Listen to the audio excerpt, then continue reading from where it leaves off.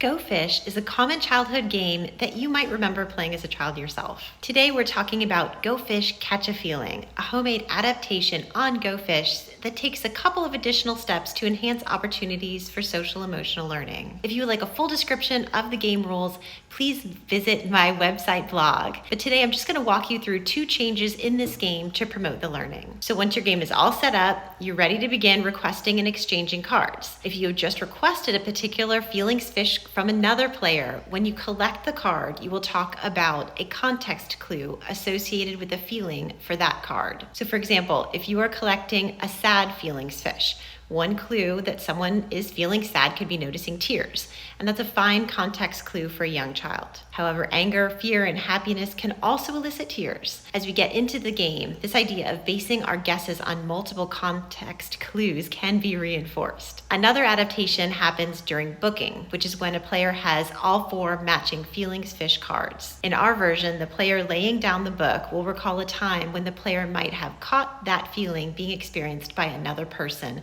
again applying context clues in the description. So here's an example of what it might sound like when laying down a book of disappointed fish.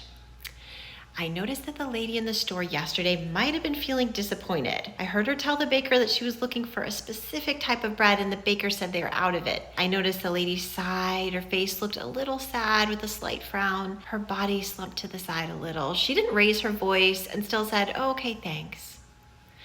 So obviously this is a pretty perfect description of about 5 context clues being used to catch this feeling. In this case, the context clues would be the content of the conversation, the sigh, the facial expression, the body posture, and the tone of voice. Again, that's a lot of clues. When you're starting to play, just start with 1 context clue and work your way up as the child gets the idea. So those are the new Go Fish rules for our adaptation, but modify the rules based on what your kids can handle. If it's a chore or leaves people feeling yucky, no one's learning and they won't want to play again. So keep it fun. In preparation for tomorrow's post, you might get a jump on card creation by downloading the cards off of our website. Tomorrow, I'll talk a bit about how I created my deck of cards and how you might create yours a bit more efficiently. See you then.